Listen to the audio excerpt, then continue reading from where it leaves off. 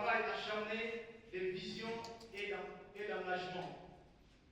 Quatrième objectif, valoriser la diversité des domaines des réussites, affaires politiques, sociales, culturelles, associatives.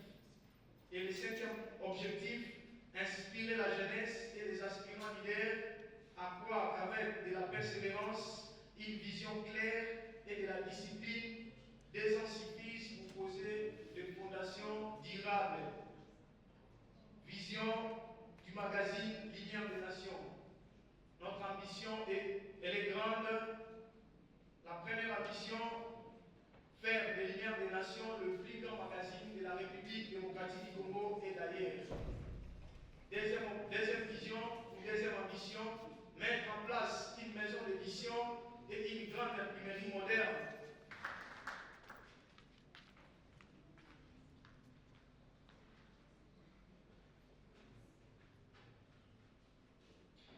Après Madame Joël, je vais faire appel à Messieurs Aristote Icoa, s'il est dans la salle. Il va aussi passer des ventes sous vos affirmations, s'il vous plaît.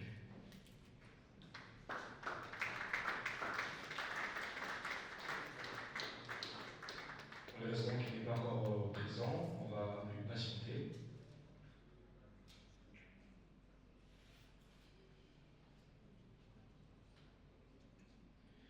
On va donner la parole à Madame Patsika, qui va nous parler de consommer local, en Lévis, croissance, la solidarité. Micro, s'il vous plaît.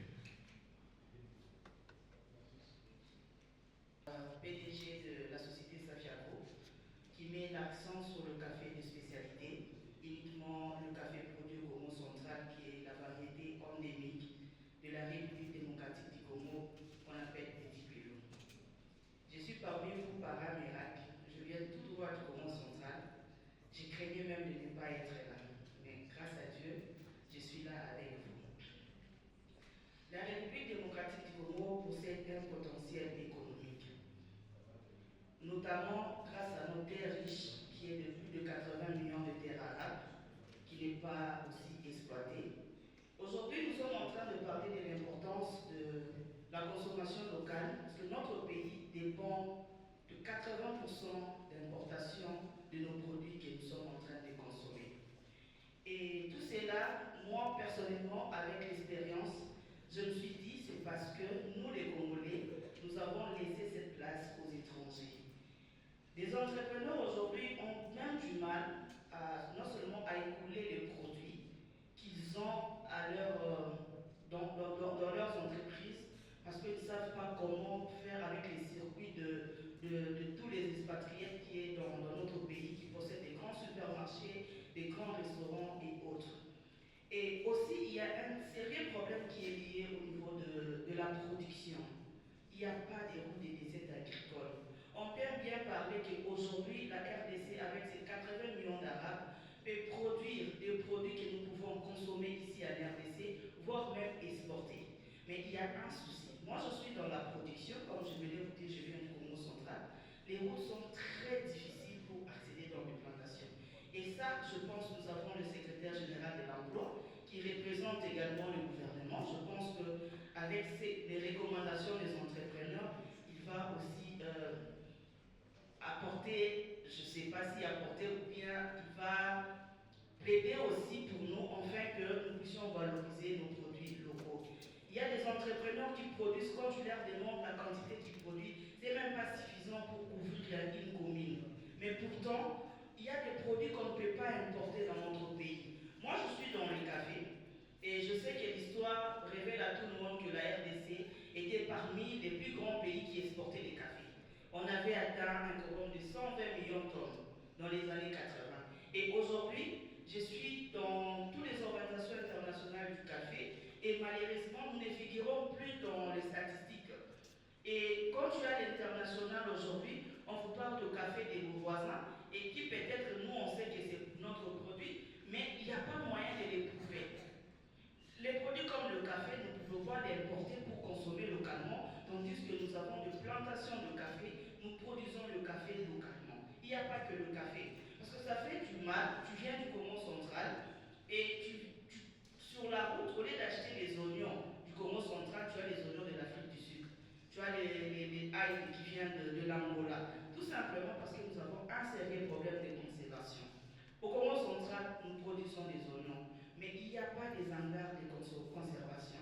Il n'y a pas un endroit, en fait, il n'y a pas des infrastructures pour permettre que nos produits soient bien conservés et soient bien vendus.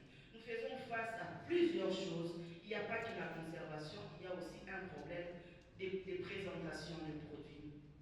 Les entrepreneurs peuvent être dans la salle, ils peuvent dire que non, en tout cas j'ai touché le point, parce que moi-même également, il faut importer tout ce que j'utilise localement vers la Chine. Emballage, tasses, je ne sais pas, tout ce que je peux utiliser pour faire la concurrence avec les produits internationaux, je dois également faire recours en Chine. Et c'est tout cela qui pose problème pour valoriser la consommation locale. Le pain que nous produisons actuellement, bien que la production a baissé, mais si nous avons des infrastructures qui nous permettent de mettre en valeur, nous pouvons même couvrir la RDC et refuser les produits importés qui arrivent dans notre pays. Donc en conclusion, ce que moi je voulais dire, c'est pour dire que il y a de l'avenir pour nos produits locaux. Il y a également de la volonté. Moi, je vois les entrepreneurs qui se battent jour et nuit pour valoriser leurs produits, qui courent gauche-droite, bien qu'il n'y a pas de banque d'agricole. Et ça aussi, c'est un problème, parce que nous pouvons nous dire aussi que les étrangers qui arrivent, ils ont peut-être des avantages dans leur pays. On leur donne des crédits facilement pour s'implanter dans plusieurs pays. Ils construisent de supermarchés, ils construisent des restaurants et tout. Mais nous, les Congolais, nous n'avons pas ça. Et en passant, je peux même dire aujourd'hui merci au FOGEC, parce que j'ai rencontré la DGA du FOGEC et j'ai même bénéficié d'un financement pour me permettre d'avoir un torréfacteur pour torréfier mon café.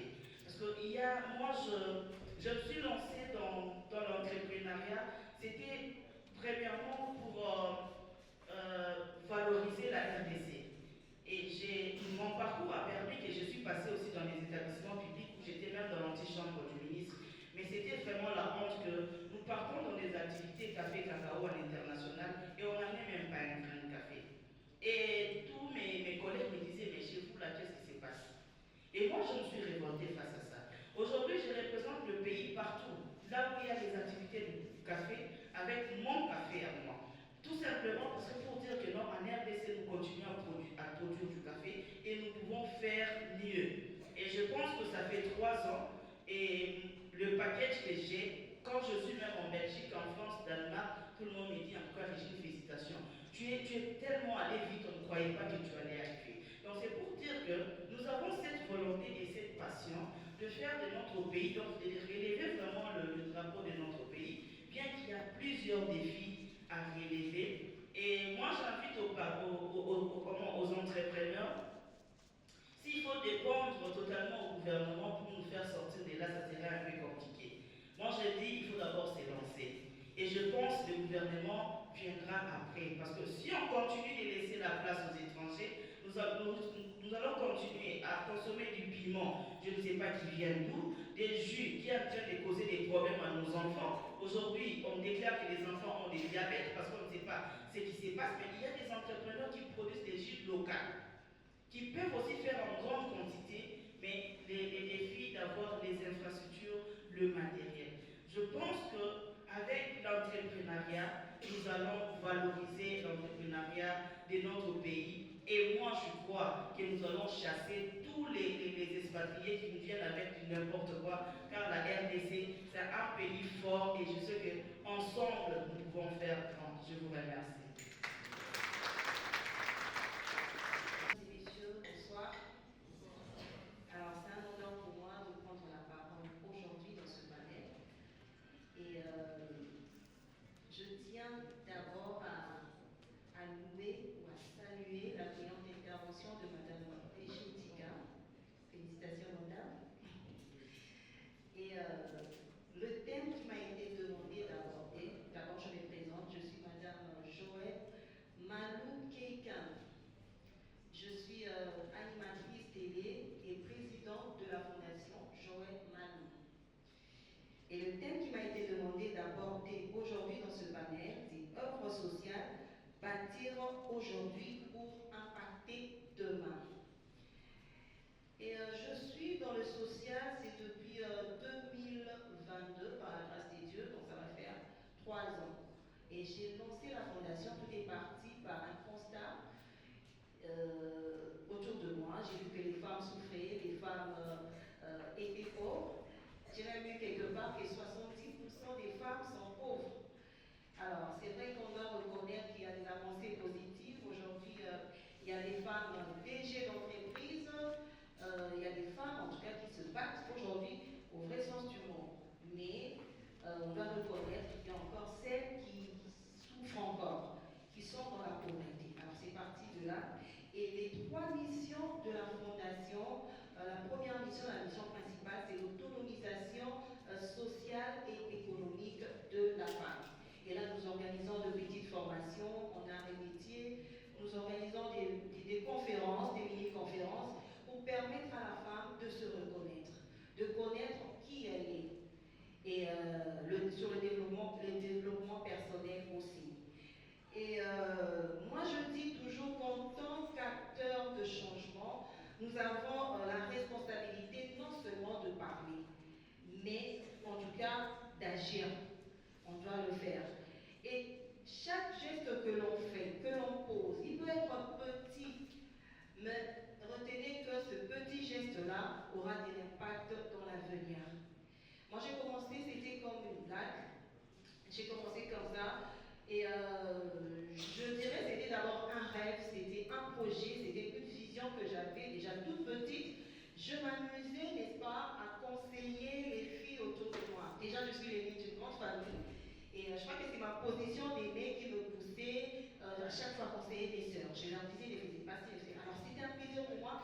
Et avec mes copines, c'était pareil. Et à chaque fois, elles revenaient pour me dire, Joe, merci. Tu sais, la fois passée, tu as parlé d'un truc. Et je faisais sans m'en rendre compte. Et après, elles revenaient avec des bons témoignages. Et plus tard, mes amis venaient me partager leurs problèmes des couples. À l'époque, je n'étais pas encore mariée. Et j'essayais un peu de les réconforter. Et ça marchait très bien par la grâce des dieux. Et après, je me suis dit, mais tiens, les femmes ont besoin de ça. Elles ont besoin de quelqu'un pour les réconforter. Alors, parmi les missions, je parlais de la première mission, la deuxième mission de la Fondation, c'est l'encadrement de filles mères. Moi-même, j'ai été mère trop jeune, et je sais que ce n'est pas facile. Il y a les humiliations, il y a tout ça, les critiques, les moqueries, les insultes, voire même. Et moi, j'en ai connu. Et déjà, j'ai eu la chance parce que la personne qui m'avait engrossée à l'époque, il était quand même responsable. Et on n'a pas avorté jusqu'à ce que j'ai accouché mon fils. La semaine prochaine, il va déjà défendre. Alors, son travail de fin de cycle. Et, mais il y a beaucoup de filles qui n'ont pas peut-être cette chose que moi j'ai eue. Et elles ont besoin d'un accompagnement de quelqu'un pour les réconforter. Alors, c'est la mission, la deuxième mission de la Fondation, essayer d'encadrer ces filles mères. Et la troisième mission, c'est vrai qu'il y a beaucoup de femmes autour de nous. On essaie de les orienter. On a une agence de placement des femmes des ménages, tout ça et tout. Tout ça, c'est pour lutter contre la pauvreté de la femme. Parce qu'on dit qu'une femme autonome, c'est déjà une génération transformée. Alors la femme doit apprendre à être autonome. Et déjà, s'il faut que j'essaie de conseiller les jeunes filles, les jeunes gens qui voudraient, n'est-ce pas, se lancer dans le social. D'abord, ça doit être une passion. Parce que tout ce qu'on fait, tout le travail qu'on fait, si ce n'est pas une passion, ça sera comme une corvée pour vous.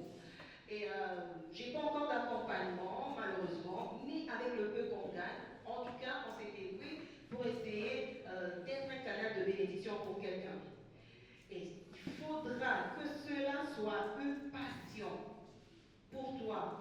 C'est vrai, il faut toujours rêver, il faut rêver grand, tout ça c'est important. Mais avoir un rêve, c'est très important, mais il ne faut pas te limiter là. Tu as un rêve, tu veux faire quelque chose, pas dans le social, pas dans n'importe quoi, ça va être un rêve, mais après ce rêve, il faut maintenant se fixer des objectifs. Tu te fixes des objectifs, tu te dis, en tout cas dans 5 ans, je fais ci, je fais ça. Tu te fixes des objectifs. Parce que si c'est un rêve sans objectif, ça restera un rêve. Et après, tu dois passer à l'action. Tu dois vraiment passer à l'action. Il ne faut pas avoir peur. Il y a quelqu'un qui a dit les cimetières sont les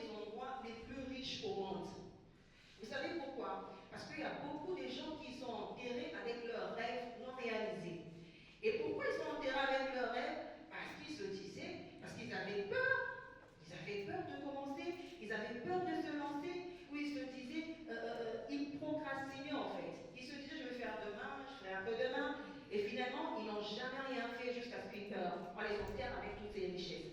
Alors, un conseil, tu as un rêve, passe à l'action, fixe-toi des objectifs. C'est vrai, n'attends pas de réunir tous les moyens pour commencer. Non, avec le peu que tu as, lance-toi, commence. Peu importe ce rêve, je ne sais pas quel rêve vous avez dans cette salle. En tant que jeune, dis-toi que je suis acteur, actrice de changement. Je dois commencer avec le peu que j'ai. Je ne vais pas attendre de réunir tout. Parce que si tu attends, peut-être que tu finiras par jamais réaliser ce rêve. Je vous remercie. Je remercie l'émission Lumière des Nations. En fait, je me présente Christian Bouendois. Je suis multi-entrepreneur. J'évolue dans l'agroalimentaire, dans la communication et dans l'informatique. Mais cela est dû au fait que j'ai eu à faire de je suis économiste, politologue et informaticien. Ce qui a fait que je me retrouve dans ce carrefour-là. Alors, je suis ici invité en tant que membre de Aman Magazine, éditeur, comme M. Nive, pour expliquer un peu le parcours des éditeurs, les difficultés que nous avons.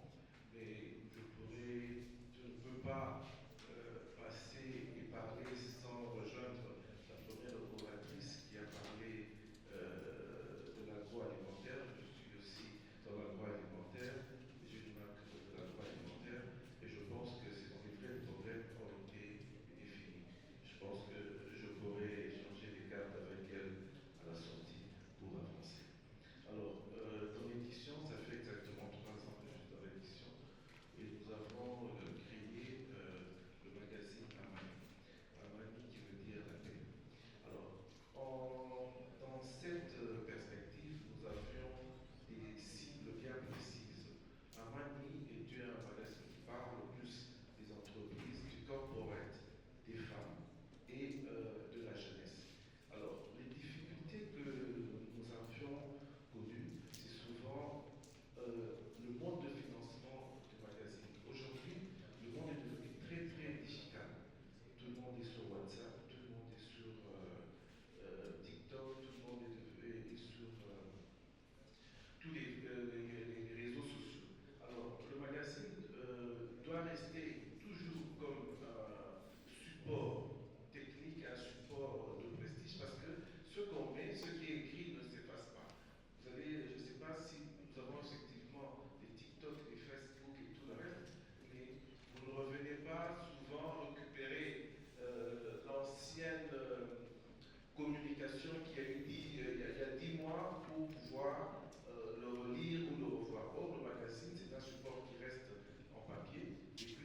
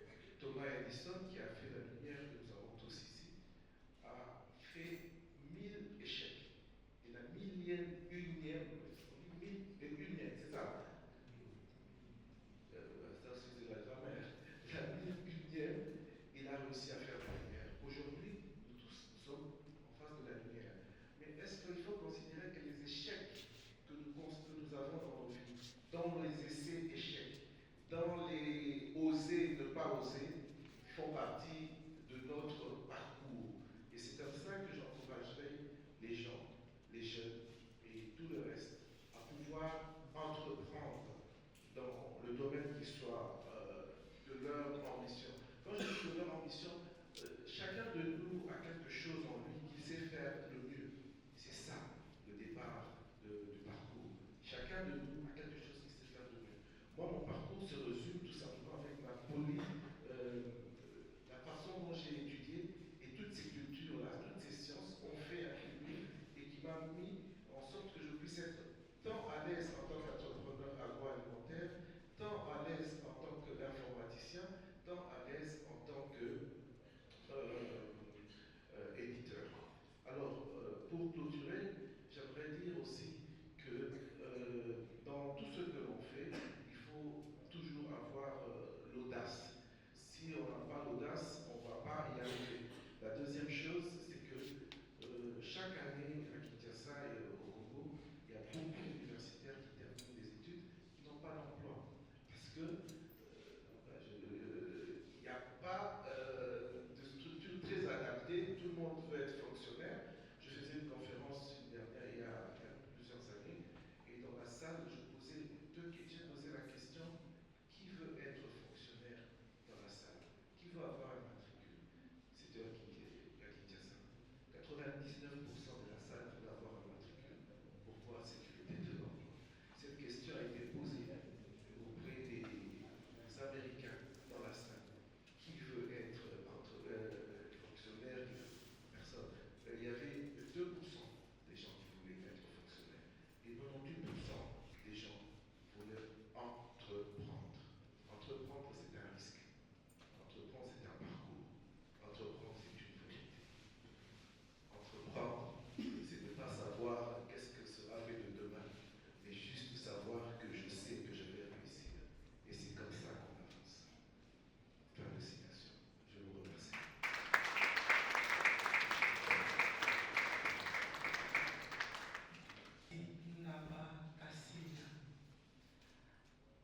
Je suis parmi les cadres du ministère des Finances, mais ici je me présente en qualité de la visionnaire de la Fondation Unie de la Faveur de Dieu. Pourquoi? Parce que j'aime ce titre plus que tous les titres. J'ai eu un parcours avec Dieu. Vous allez voir que mon sujet c'est quoi? Les traitements de l'âme, les chemins de la ténacité au succès. Cela veut dire quoi? Je suis une femme qui vit pour une seconde fois. C'est-à-dire, Dieu m'a fait grâce, en dépit de tous les titres qu'on peut porter, mais j'aime ce titre de servante de l'Éternel. C'est pourquoi je dis qu'ici je me présente en qualité de la visionnaire de la Fondation des Unis de la Faveur de Dieu. En fait, j'étais mourante en 2018. J'ai été victime du cancer de l'ovaire, cancer maligne. Alors, ici à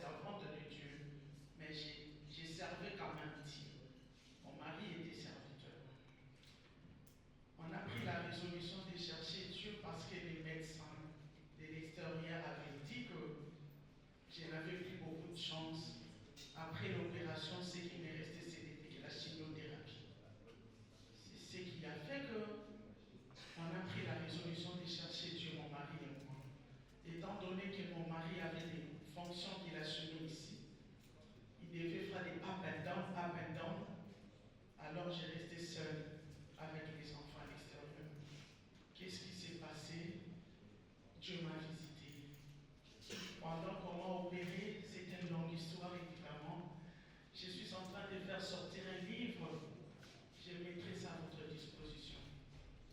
Un jour, après l'opération, les ventres a commencé à regonfler. Et je me suis dit, la prière que je faisais, je disais à Dieu, je sais que je vais mourir. C'est-à-dire, j'étais prête de mourir. C'est pourquoi je ne crains plus rien. Je suis une femme où ma vie est toujours remplie de défis. Même pour que je vienne ici pour parler, j'ai été défiée. Mais je dis, je vais tenir, parce que mon sujet c'est la ténacité. Je suis toujours défiée, mais je ne lâche pas. J'ai béni la vie de maman Safi, j'ai béni la vie de maman Joël. Elle m'a beaucoup inspirée pendant qu'elle parlait. C'est vraiment une servante de Dieu. Accroche-toi. Je sais que tu es une femme d'affaires, mais lance-toi plus aussi dans les choses de Dieu. Tu verras ce que Dieu va faire dans ta vie. Tiens bon, maman Safi. Écoutez, je dormais, j'étais dans ma chambre alors que la cadette n'avait que 2 ans. Et j'ai entendu une voix qui me disait, ne crains pas. C'était la voix de ma cadette alors qu'elle n'avait que 2 ans. J'ai fait un effort de me réveiller pour entendre si c'est elle qui m'a dit ne crains pas. Quand je me suis réveillée, j'ai vu qu'elle était en train de dormir. J'ai senti que Dieu était là. Quand je dormais, et puis je me suis rendormie. 2 jours après, pendant que je dormais, je vis un homme habillé en blanc entrer dans ma chambre. Il m'a réveillée au pied droit. Pendant que je cherchais à me réveiller, il me dira, c'est ton âme qui est malade. Moi j'ai dit, quand je suis sortie, j'ai sursauté pour regarder la personne qui me parlait ainsi. Je vis qu'il n'y avait rien, mais tout ce que j'ai entendu, la porte était ouverte et refermée. Je me suis agenouillée, j'ai commencé à dire à Dieu, quel rapport y a-t-il entre mon âme et l'état que je vis maintenant? C'est alors que Dieu a commencé à me parler. J'ai fait une expérience avec Dieu. C'est une grande expérience. Mais les temps ne me permettent pas. Prochainement, ou encore dans les jours à venir, vous allez lire mes livres. Je l'ai fait dans toutes les langues, anglais, espagnol, français, même animal. Écoutez, quand j'ai commencé à prier, c'est alors que le Saint-Esprit a commencé à me parler. J'ai commencé à vivre l'expérience avec Dieu. Qu'est-ce que le Saint-Esprit me disait? Écoute, le vrai toi, c'est ton âme. Le vrai toi, ce n'est pas ce que tu es là physiquement. Je t'ai dit que c'est ton âme qui est malade parce que l'homme est tripartite. L'homme, il a le corps, il a l'âme, il a l'esprit. Alors le corps là ne subit que les conséquences du spirituel. Tu es en train de subir les conséquences de ton âme. Ah, j'étais comme devenir folle. Je ne comprenais rien de tout ce que Dieu me disait. Jusqu'à ce qu'un jour, je continuais toujours dans la prière. Je disais à Dieu, je tenais ma Bible, je l'ai posée dans ma poitrine pour dire à Dieu, mais qu'est-ce qui se passe dans ma vie? Je me vois mourir. Toi, tu me dis que c'est mon âme qui est malade. Alors, ce jour-là, Dieu m'a dit, il m'a rappelé ce passage de 3 janvier qui dit, je souhaite que tu prospères à tous égards et que tu sois en bonne santé comme prospère l'état de ton âme. Dieu me dira, c'est ton âme qui est malade. Et moi, j'ai posé à Dieu la question, comment mon âme a été malade? C'est depuis quand? Dieu me dira, tu subis les conséquences de l'état de ton âme. Parce que ton âme a été malade depuis ton enfance. Depuis les jours qu'on t'a violé par ton grand frère. Tu étais très petite. Tu ne savais encore rien. Mais c'est ce jour-là que ton âme a été détruite. Dès lors que ton âme a été détruite, tu ne savais pas. Quand bien même tu priais, tu étais chrétien, tu servais Dieu, mais tu ne savais pas que ton âme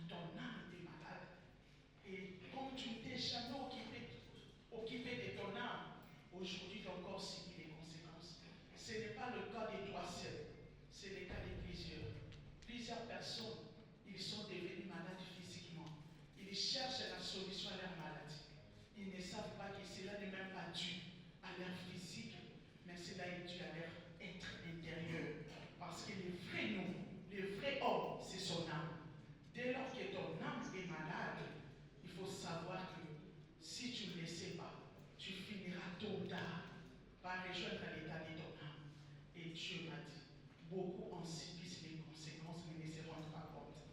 Tu sais, le médecin peut appeler ça cancer. Je vais te guérir du cancer physiquement, mais tu verras que tu subiras toujours les mêmes conséquences. Et puis c'est ce qui est divin. Physiquement, j'étais guéri du cancer. Dieu m'avait visité, il m'a guéri du cancer. Quand il m'a guéri du cancer, le président Yves connaît. Quand il m'avait guéri du cancer, les corps restaient toujours dans le même état, dans ce même état. Jusqu'à ce que Dieu a commencé à me donner la façon dont je devrais prier pour que mon âme guérisse. Et c'est comme cela que j'ai commencé à faire des prières. Que Dieu m'avait dit les traitements de l'âme. La prière en question, c'est les traitements de l'âme. Quand j'ai commencé à faire ces prières, c'est ainsi que ce que je vis dans mon corps, je vis un changement physique. Ces changements physiques, et aujourd'hui, je suis devant vous pour témoigner de la gloire de Dieu. Qu'est-ce qui se passe maintenant? Et désormais, Tita va aussi lancer une marque de shampoing, de mélange, tout ça pour vous prendre soin de vos cheveux naturellement. Comme l'a dit madame, je ne comprends pas pourquoi en RDC on doit importer un produit comme le shampoing. Alors que ceux-là qui produisent le shampoing à l'étranger, 80% de leur matière première vient d'Afrique. Je ne comprends pas pourquoi.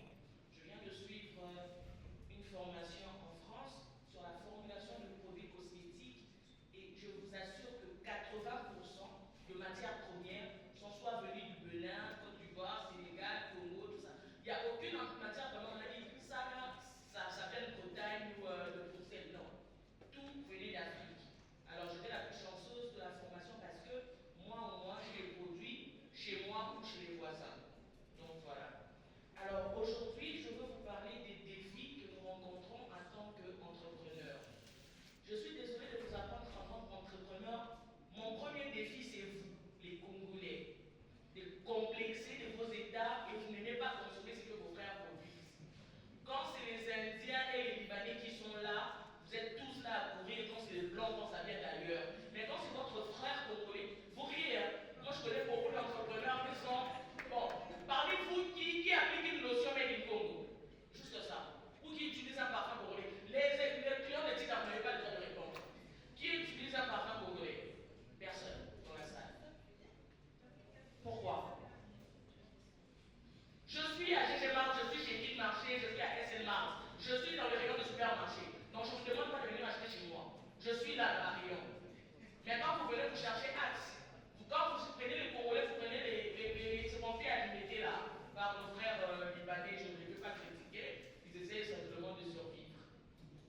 À qui la faute? Comme moi, je veux prendre mon argent chez GG Mart, il me dit, maman, parfait, quel gagnant, il y aura semaine prochaine. Quand il me répond ça, c'est parce que vous, mes frères, vous êtes entrés dans GG Mart parce que vous êtes là dans les rayons et vous n'avez pas pris mon parfum qui d'ailleurs est un très bon parfum. Maintenant, vous devez me connaître. Faites des recherches sur les produits qu'on fait au Congo.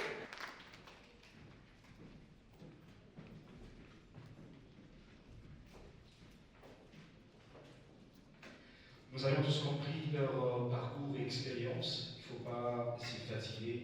Il faut toujours continuer pour arriver au bout. Il faut enchaîner vos idées. Merci. Place à présent, je vais inviter ou appeler Madame Ruth Mongele. Sous vos applaudissements, s'il vous plaît. Merci.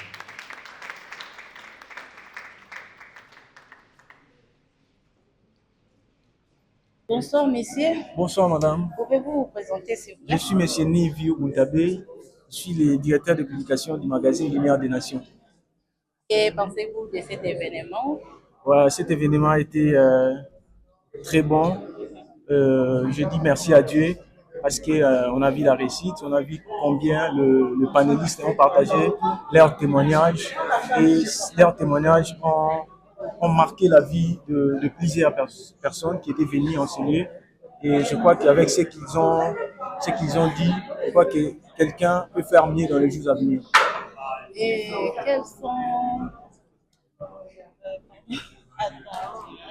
quels sont vos objectifs rapport à la lumière de la nation. Comme je disais tantôt, ces magazines visent à devenir le meilleur magazine de la République démocratique du Congo pour proposer en fait des propositions au niveau national qui pourront en fait nous aider à avancer.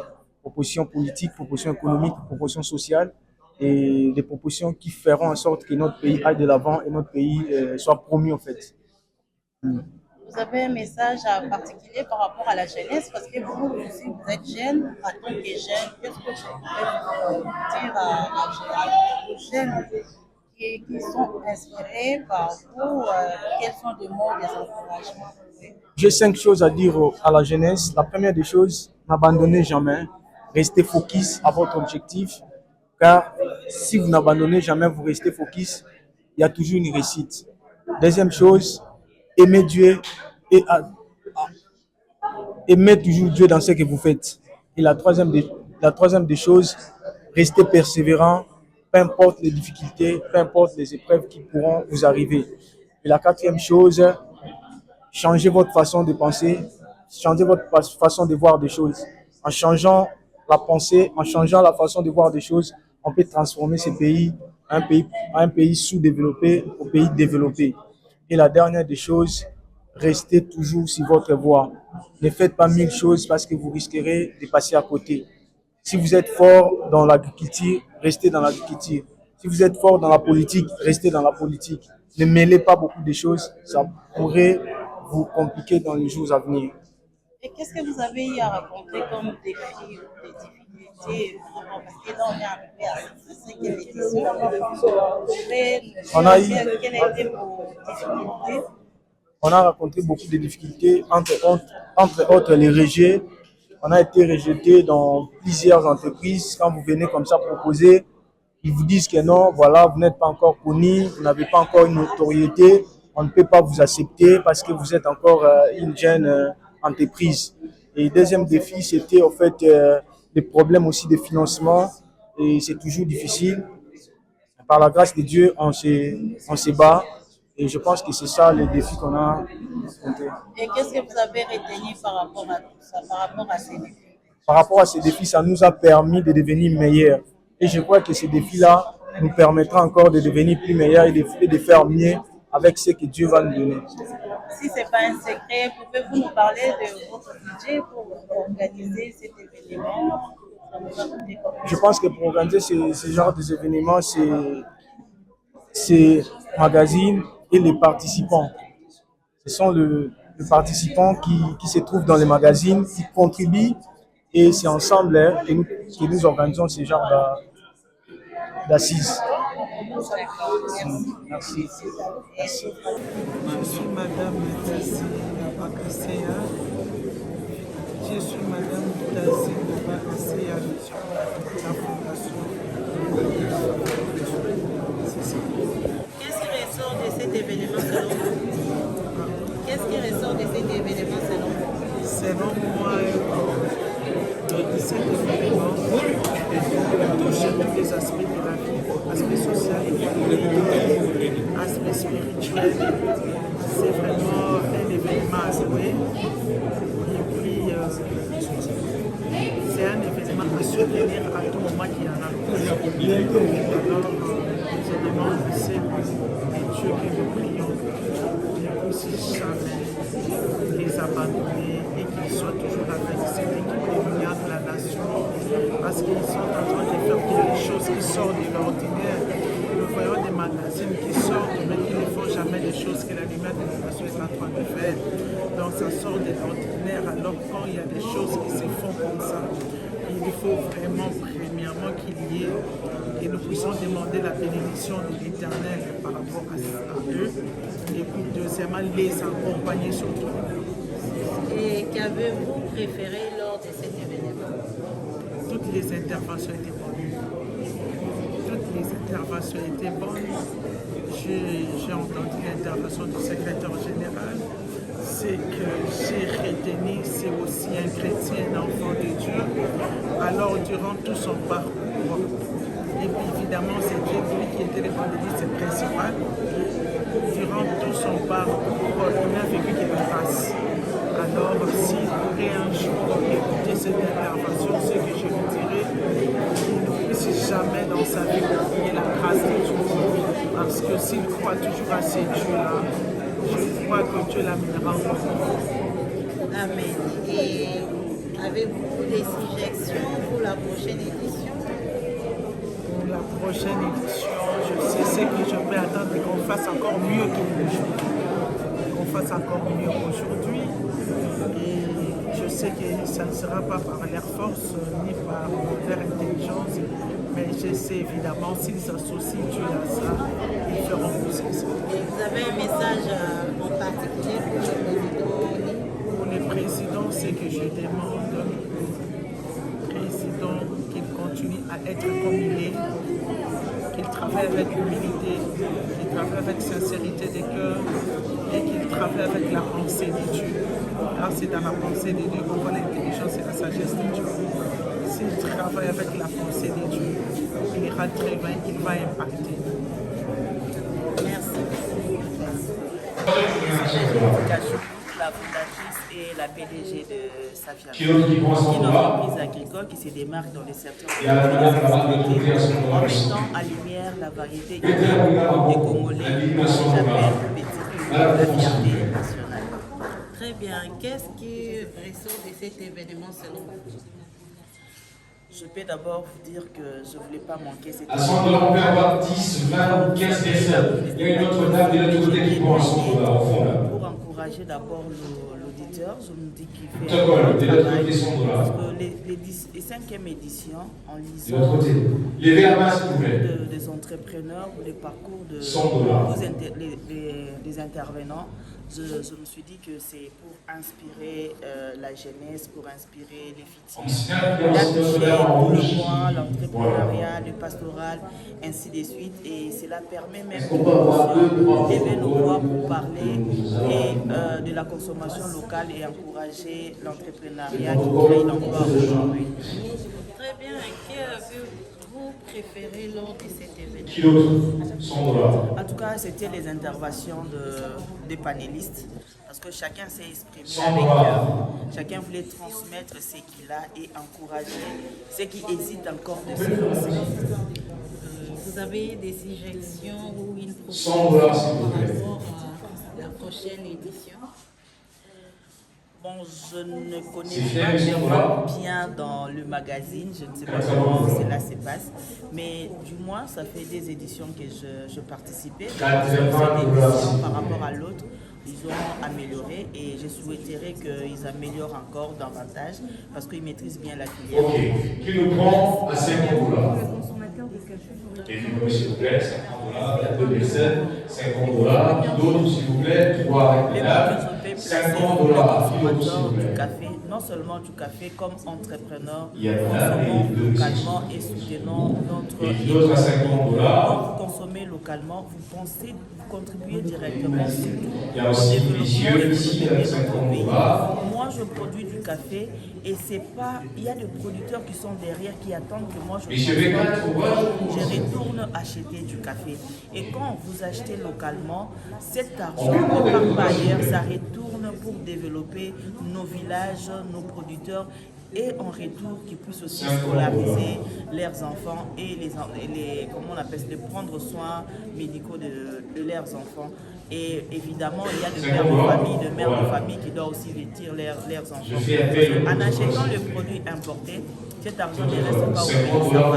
Et souvent, les produits importés ont plusieurs conséquences. Moi, je pense que nous sommes en train de travailler pour l'idée à l'importation de ce que nous pouvons consommer. Le café ne peut pas être importé dans notre pays, voire même le piment, les jus, les tomates, les oignons. Ce sont des choses que nous produisons et nous devons le valoriser. Pour y arriver, nous avons besoin de vous. 50 $. Quand vous êtes dans des supermarchés, quand vous êtes dans les rayons, regardez les produits made in Congo. Exigez même. Moi, j'ai rencontré Madame Manolia quand je lui ai présenté mon café. J'ai acheté des coupes qu'on écrivait Nescafé. Elle arrive. 50 $. Je pense que c'est un exemple à suivre pour tous les Congolais. Et quand vous êtes dans un supermarché, d'exiger Made in Congo, cela encourage l'entrepreneuriat, la création d'emplois. 30 $. Qui prend à 30 $? Monsieur Bonsoir. Pourriez-vous vous présenter, s'il vous plaît? Je suis M. Monsieur Christian Bouendois, éditeur du magazine Amani et entrepreneur dans d'autres secteurs. D'accord, merci. Qu'est-ce qui sort de cet événement selon vous? D'abord, je suis d'abord moi-même éditeur, donc c'est normal que je vienne encourager un autre éditeur. Et puis en tant qu'entrepreneur, c'est quelque chose qu'il faut mettre de l'avant. On a beaucoup appris aussi ici.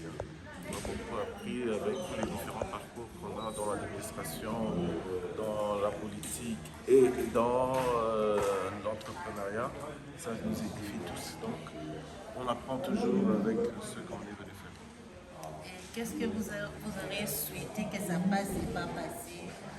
Bon, je pense qu'aucune œuvre n'est parfaite, mais l'essentiel a été fait.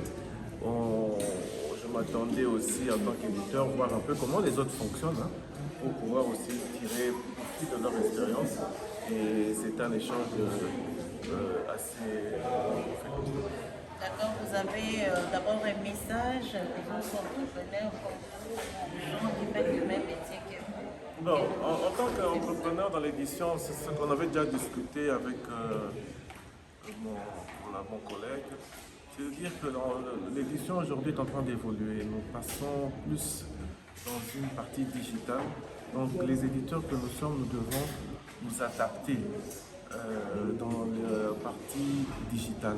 Nous devons avoir des magazines qui surfent entre l'édition écrite et l'édition digitale. Et nous devons nous retrouver dans toutes les plateformes pour pouvoir passer les messages que nous donnons dans l'édition. D'accord. Avez-vous des suggestions pour la prochaine édition? Oui, tout s'est bien passé, juste le technique. Mais tout s'est bien passé et ça m'a même retenu, donc je pense que tout s'est bien passé. Comme je disais, aucune œuvre n'est parfaite, mais en tout cas, une bonne expérience. Vous avez un message en particulier pour Oui, je continue à l'encourager parce qu'il inspire beaucoup de jeunes qui sont dans la salle, beaucoup de personnes, qui doivent continuer à être une lumière des nations. N'est-ce pas? Merci beaucoup.